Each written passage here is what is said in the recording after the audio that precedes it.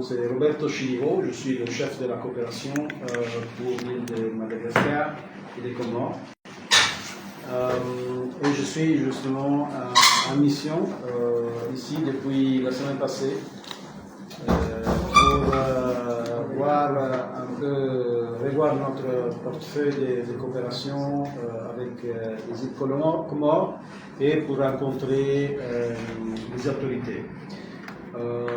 Ma mission s'est portée d'abord sur les Moélie, où j'ai participé à l'inauguration de l'école de l'UNCAD, qui est un des grands achèvements de notre coopération et qui donne de l'espoir pour la formation des nouveaux cadres et des nouveaux opérateurs dans le secteur agricole à Moélie, qui m'ont dit, la gouverneure m'a dit que c'est le grenier des îles, donc avec un certain orgueil. À l'occasion, on a visité avec les chargés d'affaires différents projets, donc les buissons en Asie. On a visité aussi quelques réalisations à Pile, on a vu aussi quelques réalisations du pacte vert et bleu et du Grand Mali.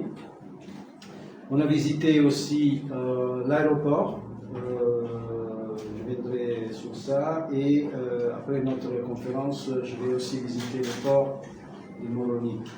Alors, tous ces projets, infrastructures, écoles, sont toutes des initiatives que l'Union européenne regarde avec un certain intérêt. On a un dialogue, bien sûr, avec les autorités pour déclencher et des secteurs prioritaires pour notre partenariat et aussi des investissements stratégiques et disons, promoteurs de croissance économique et sociale. Je peux partager avec vous une impression généralement très positive de l'avancement des projets et de la qualité des projets. Il y a bien sûr quelque chose toujours à améliorer, mais je dois dire, je pars avec un sentiment assez positif et assez encourageant sur la qualité de notre partenariat.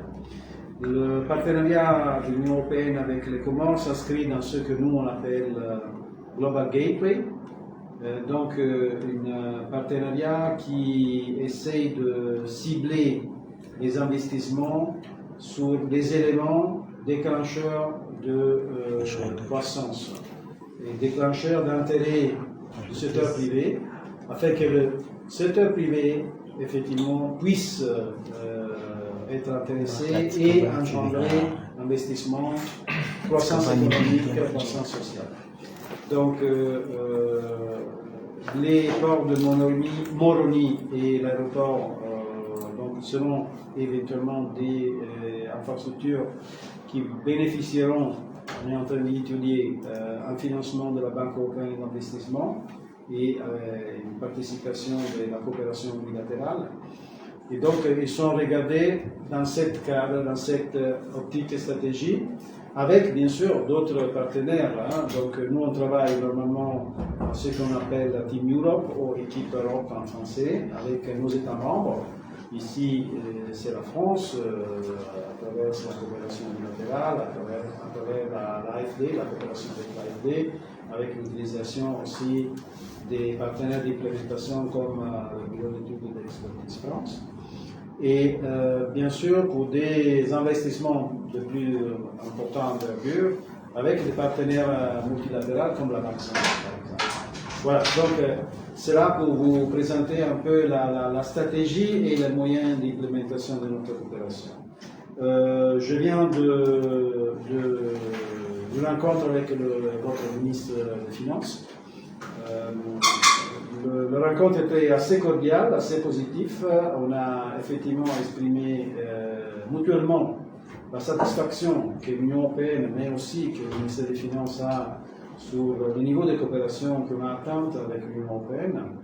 Et on a fait un excursus sur les portefeuilles des différents domaines de coopération. On s'est laissé avec l'intention de développer un dialogue pour le prochain cycle de coopération, pour voir effectivement comment s'insérer dans la stratégie de développement du pays et de façon critique, de façon à disons, être plus viable et de travailler sur des projets structurants. C'est ça un peu le mot-clé pour les développements du pays. Voilà. En parallèle, l'Union européenne est un partenaire global, un partenaire politique, et un partenaire de développement économique et un partenaire commercial. Et donc, pour votre connaissance, en ce moment même, il y a des négociations avec le gouvernement des Comores, mais aussi avec les gouvernements d'autres partenaires de l'océan Indien, l'île Maurice, Madagascar, les Seychelles, pour la négociation d'un accord de partenariat économique élargi qui permettra de mettre les Comores dans une situation assez favorable pour ces échanges avec l'Union européenne, non seulement sur ce qui concerne l'échange des biens, l'APE existant, l'accord de partenariat économique existant, qui est un accord intérimaire, il est focalisé sur l'échange des marchandises et la Comore bénéficie de la possibilité d'avoir un accès sans comment ça s'appelle, pas taxe, sans droit de douane et sans limite de quantité au marché européen, ce qui, dans ce contexte mondial, est assez rare d'un côté et assez intéressant. Et c'est un accord prévisible, établi, avec un partenaire fiable qui est l'Union européenne. Mais le APE qui est en train d'être négocié est un APE élargi pour permettre non seulement la circulation des biens, mais aussi la circulation des capitaux, la circulation des services, la circulation des services informatiques digitaux.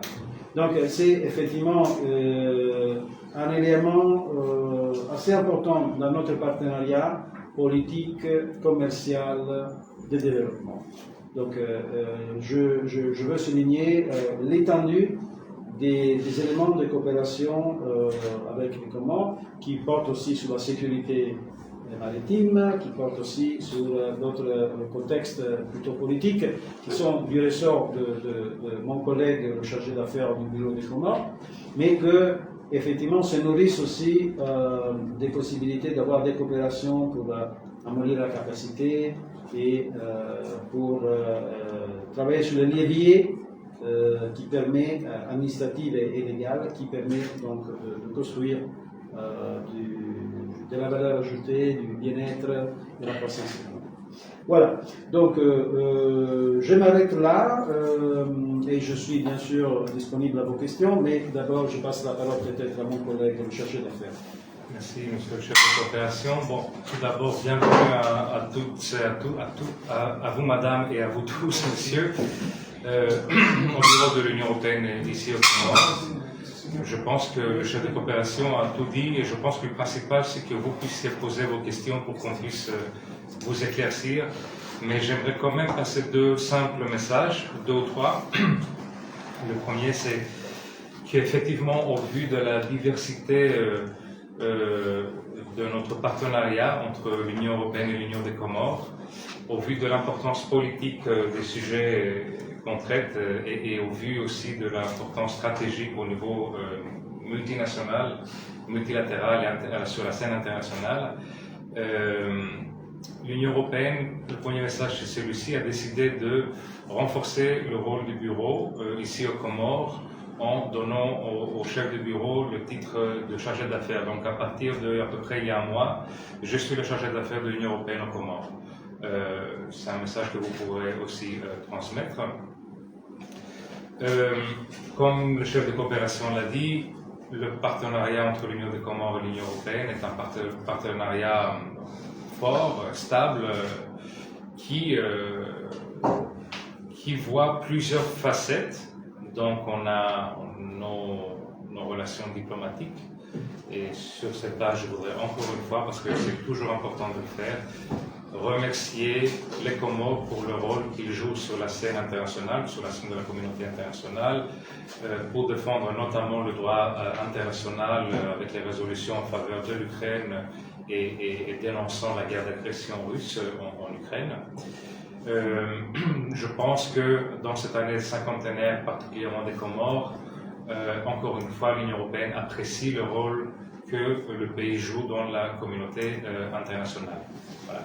Et on essaye d'appuyer les Comores avec un partenariat qui n'est pas seulement de développement, de coopération en développement, comme traditionnellement on a été, mais comme le chef de coopération l'a dit aussi, un partenariat avec un instrument commercial qui est l'accord de partenariat économique, qui est en négociation actuellement, mais que les Comores ont déjà intégré de manière intérimaire.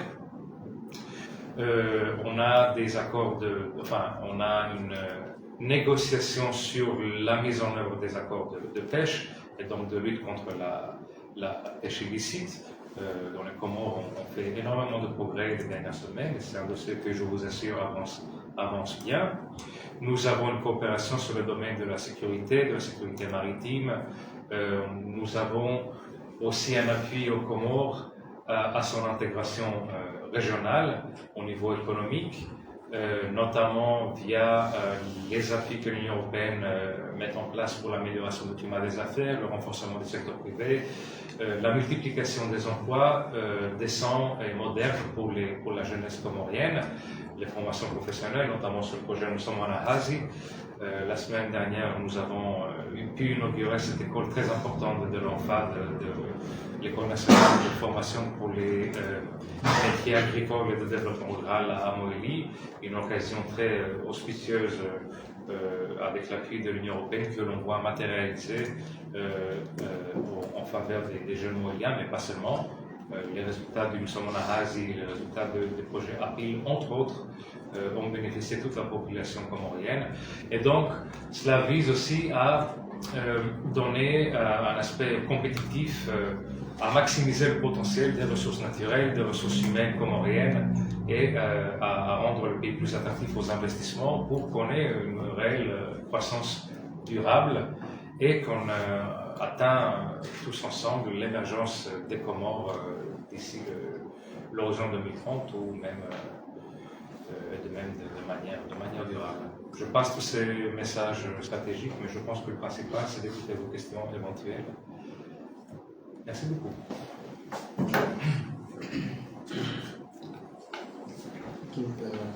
Bonjour, moi c'est Shamsuddin Sedmadji du journal Al-Watan. Vous avez parlé de l'accord de pêche.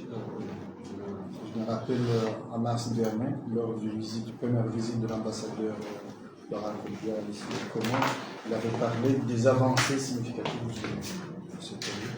Je voulais savoir où en est-on exactement maintenant. Est-ce que vous avez une date approximative que d'ici là, l'accord sera encore signé? Bon, évidemment, j'anticipe cette question, c'est pour ça que j'ai parlé volontairement de la lutte conjointe contre la pêche illicite non réglementée et non déclarée. C'est une lutte qui continue, c'est une lutte qui a progressé. Nous avons une feuille de route qui est convenue entre l'Union européenne et l'Union des Comores, avec certaines étapes qu'une fois atteintes, nous permettraient de mobiliser une dernière mission de vérification et de le faire, Inch'Allah, le carton rouge. Sur le plan réglementaire, les derniers progrès achevés par l'Union des Comores ont été notamment les 2 décrets sur la pêche tonnière et la pêche artisanale qui ont été adoptés le 15 octobre. tout cela pour vous dire que c'est un dossier qui est vivant, qui avance. Il reste les arrêtés pour ces 2 décrets. Il reste un autre décret pour la transposition des mesures de conservation de l'APSOA, donc de l'accord de pêche du sud de l'océan Indien dans la législation comorienne, donc il y a encore un décret à faire. Il y a encore un effort sur la surveillance de manière générale contre la pêche illicite, donc une opérationnalisation du centre progressif, du centre de surveillance des pêches comoriennes. Et éventuellement une amélioration de la gestion de la flotte. Mais là, je tiens à dire que les Comores ont répondu de manière très responsable aux sanctions de l'Union européenne envers les navires qui ne sont pas en règle par le droit international. Donc, avec le 18e paquet de sanctions contre la Russie, l'Union européenne avait identifié environ 100 navires battant le pavillon comorien. Au dernier résultat d'hier, nous sommes descendus à 6. Donc, on a énormément de progrès. Sur la gestion de la flotte, je tiens à remercier le gouvernement de Comores pour leur réponse, et j'espère que c'est une réponse à long terme. Mais voilà, ces sujets sont liés, ces sujets sont extrêmement complexes, et je tiens à vous rassurer que le dossier avance. Moi, j'ai bon espoir, encore une fois, que durant l'année prochaine, nous pourrions faire au moins la requête pour la mobilisation de cette dernière mission. Et je fais un problème de principe que durant mon mandat, on aura évacué cette question. Bonjour monsieur, je suis Malik Kamal du journal Al-Fajr.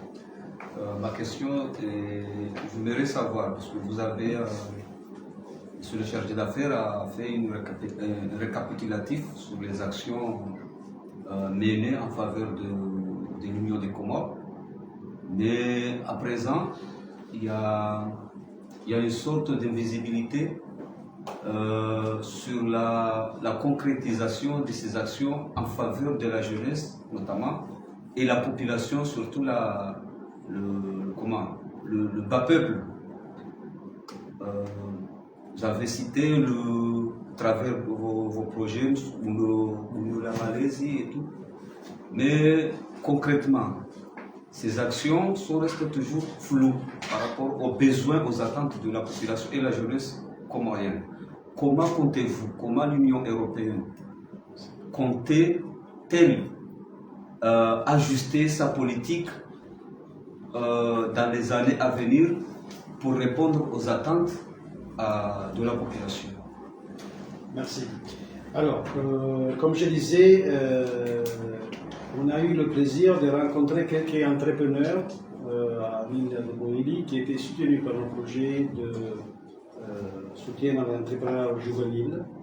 Et on a pu observer effectivement l'impact positif enregistré par la capacitation, le support économique et l'accompagnement de ces jeunes entrepreneurs dans leur activité. Alors, c'est important. Alors, il y a d'abord le problème de visibilité. Je vous invite chaleureusement, en tant que représentant des médias, pas à conveyer seulement des messages négatifs, mais aussi à conveyer des messages positifs.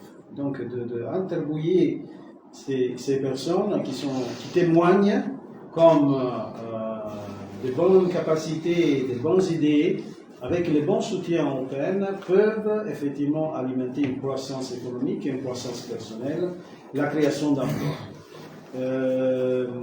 J'étais, je répète, très favorablement impressionné par ces exemples.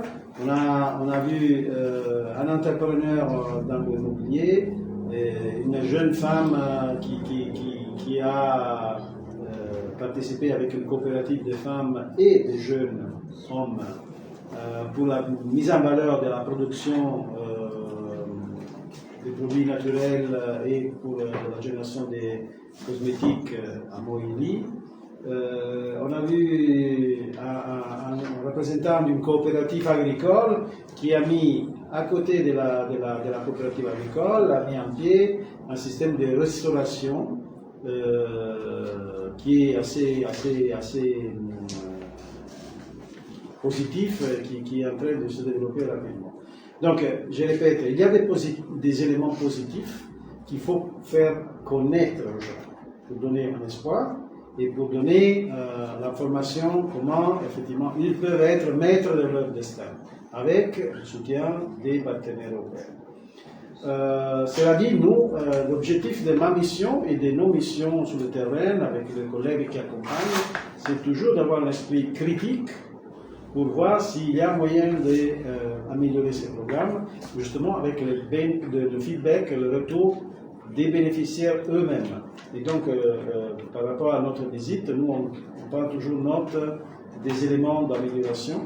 Mais je dois dire que déjà, le projet, avec les expertises aussi des équipes d'accompagnement qui mettent en pratique le projet et qui sont des ressortissants comoriens, donc qui connaissent vraiment la réalité sociale et socio-économique du pays, je dois dire qu'on a déjà de très bons résultats.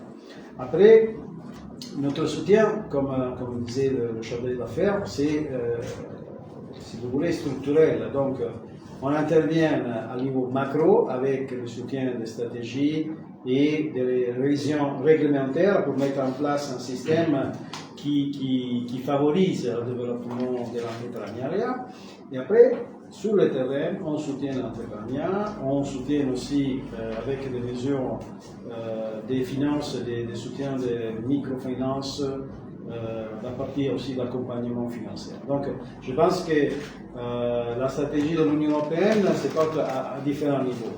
C'est important, le rôle des médias est important pour faire connaître tout ce qui est en train de bouger sur le terrain. Il ne faut pas donner l'impression à ces jeunes que rien bouge. Il y a beaucoup qui bougent, mais qu'ils doivent connaître et qu'ils doivent vraiment prendre le profit de ces initiatives. Après, je ne sais pas si tu veux compléter. Je pense que votre question est très légitime par rapport à la communication et je vous remercie. Encore une fois, j'insiste sur ce point que le chef de coopération a fait.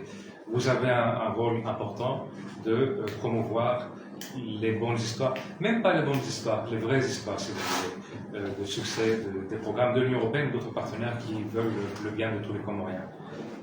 Nous sommes en Asie, vous l'avez mentionné, ça veut dire 7000 jeunes informés, insérés ou formés. C'est quand même un chiffre assez important. C'est un programme qui, on l'a vu de près, a eu de bons résultats. Là, l'école de l'ENFAD présente trois niveaux de qualification.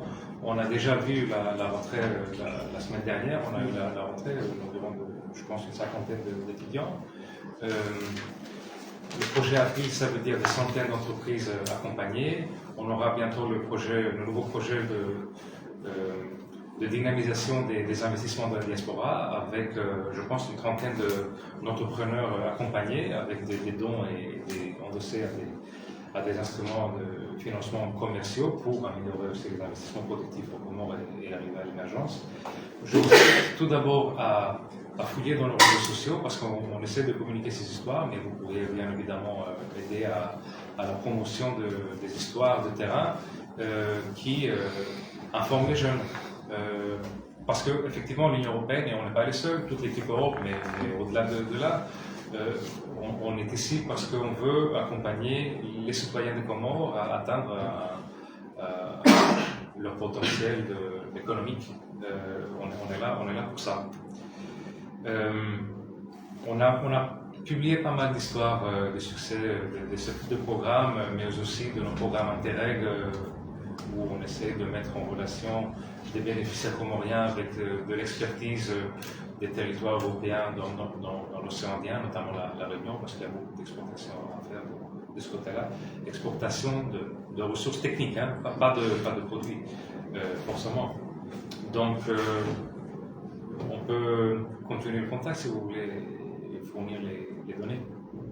Et d'ailleurs, on a visité aussi un cours qui était en train d'être fait pour vos collègues des médias qui portait sur la violence de genre. Et donc, on a rencontré aussi des représentants des médias qui suivaient ce cours. Donc, pour vous dire que notre soutien à l'information n'est pas seulement pour apporter des bons résultats, donc pour communiquer sur les bons résultats, mais aussi pour porter redevable ceux qui se tâchent des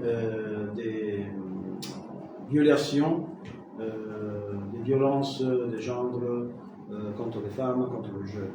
Donc pour dire que nous, on croit, l'Union européenne en général, croit beaucoup à la liberté d'expression, à la liberté de presse et à l'importance des médias afin d'informer et porter redevable les institutions.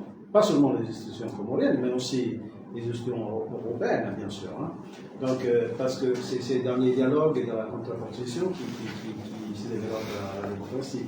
Donc voilà, nous on croit beaucoup à votre rôle et on vous invite à prendre contact avec le bureau justement pour en savoir plus de ces initiatives. Hélène ou la Gazette des Comores. Sauf erreur de ma part, vous avez mentionné le port de Moroni ainsi que l'aéroport.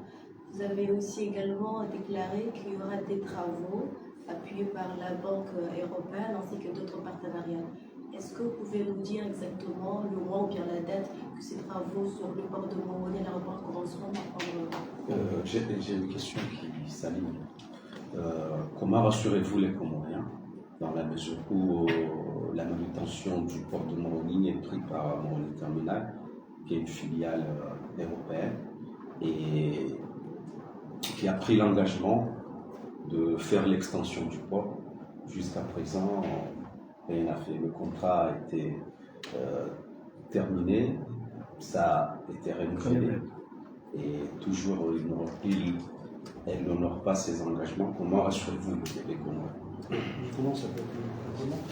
Et alors, comme j'avais dit avant, notre stratégie de coopération qui s'appelle Global Gateway, effectivement, croit beaucoup dans l'investissement des infrastructures structurantes pour le développement économique et social du pays. Le port de Moroni, l'aéroport de Mohéli en sont deux exemples frappants. Donc il y a un moyen de faire des investissements qui peuvent augmenter la valeur ajoutée de ces infrastructures et donc mobiliser un saut quantique d'économie, de développement économique. Alors, notre approche, c'est le suivant. Normalement, on fait des missions techniques des collègues de la Banque européenne d'investissement pour s'assurer que l'investissement est faisable. Après, on finance des études de faisabilité, des études de design un peu plus accrues et on intervient avec un package de financement qui couvre les investissements nécessaires qui sont négociés avec l'État et ou les opérateurs privés qui développent les infrastructures. Voilà. Donc nous, on s'est organisé pour voir ces infrastructures parce que à mon retour en Madagascar, en tant que responsable aussi pour les Comores, je vais quand même suivre de près les contacts avec la Banque européenne d'investissement et les collègues pour qu'on puisse aller de l'avance sur notre analyse pour formaliser un projet d'investissement qui devra être bien sûr approuvé à niveau de la Banque européenne d'investissement avant de se traduire en opération concrète. Et par l'Union européenne aussi. Et par l'Union européenne aussi, parce que nous, on intervient normalement avec un mix des dons et des financements à l'État. Même si c'est, pardon, je voudrais quand même clarifier d'autres choses, mais même si c'est que des prêts de la BEI, l'Union européenne doit quand même approuver parce qu'on utilise la garantie de l'Union européenne et on doit s'assurer que c'est aligné avec notre stratégie nationale. Sur l'aéroport, je ne voudrais pas en dire beaucoup plus parce que l'appui des deux aéroports secondaires est en phase de pré-faisabilité. Il y a encore beaucoup d'étapes à étudier avant d'en conclure.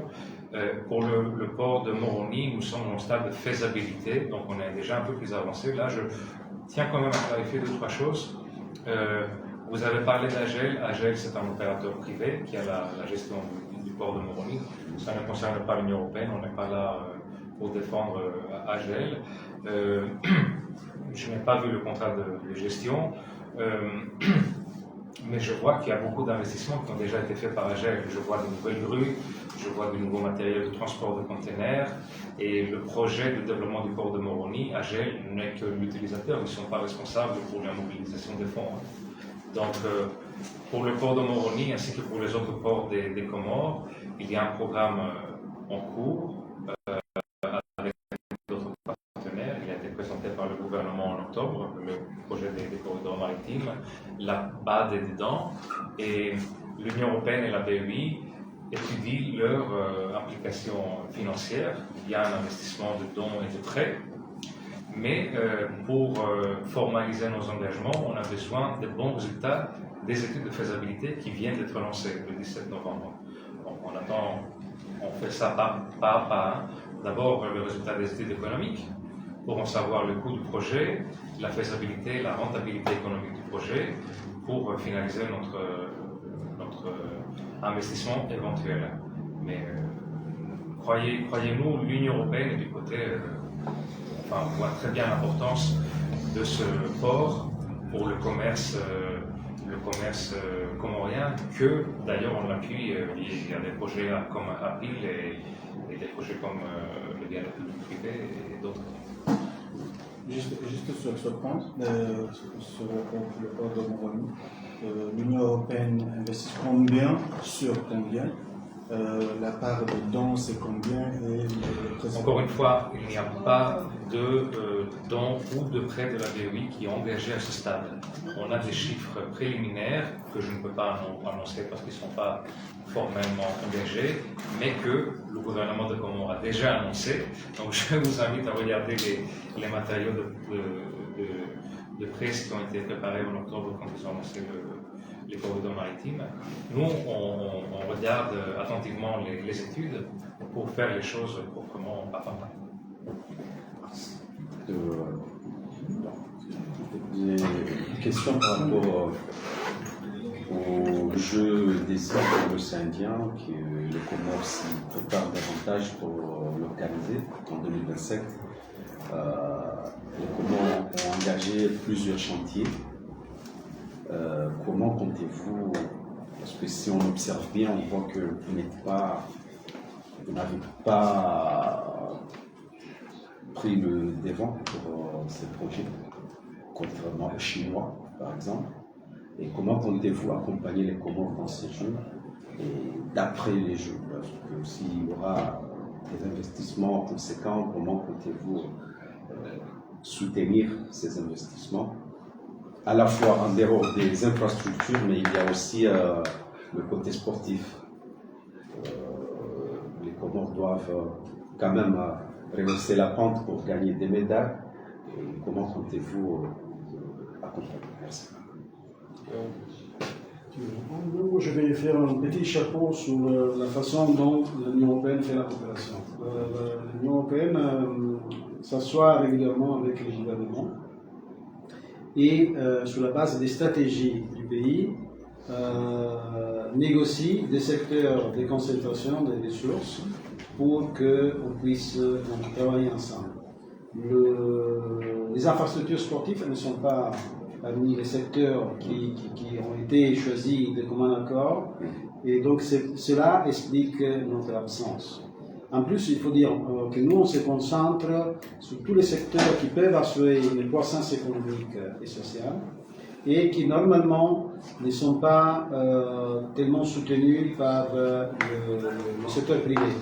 Donc, on intervient sur les secteurs où, effectivement, il y a une carence de financement, mais on utilise notre financement conjointement à l'État pour avoir un effet de levier, pour dérisquer souvent, et rendre plus appétissant et intéressant pour les investissements privés des secteurs spécifiques. Donc c'est un peu ça l'approche que nous on utilise. C'est pour cela que j'explique qu'on est absent dans les secteurs sportifs.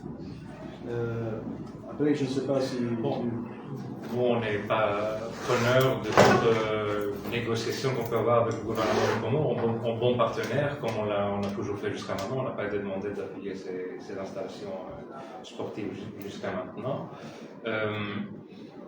Comme vous l'avez dit, il y a d'autres partenaires qui sont qui sont déjà rapidement aux côtés du gouvernement de Comores pour l'organisation de ces Jeux, et c'est très bien pour eux. Nous, on a d'autres chantiers qui sont structurants, importants, que le chef de coopération a déjà décrit, pour les critères et les raisons qu'il a évoquées. Vous nous avez demandé comment est-ce qu'on entend appuyer les Comores. Moi, de mon côté, je vais supporter les Comores à 100%, en commençant par la Cannes. La Cannes, d'ailleurs, que l'Union européenne sponsorise. Et laisser la compte aussi, on va essayer de sponsoriser ponctuel. On va, le temps venu des Jeux Olympiques, être sûr qu'on est aux côtés des équipes comoriennes pour qu'ils puissent bénéficier le maximum au niveau sportif, mais au niveau aussi social, après les Jeux. Ça, c'est sûr. Et le temps venu, on verra comment on pourrait appuyer sur la pérennité des installations si on est demandé par le gouvernement. C'est bon? C'est bon. Parfait. Un grand merci à vous tous. Hein. Merci beaucoup et bon travail. Hein. Bonne information, c'est toujours un important pas dans la bonne gouvernance. Merci. Les portes du bureau sont toujours ouvertes pour vous. N'hésitez pas.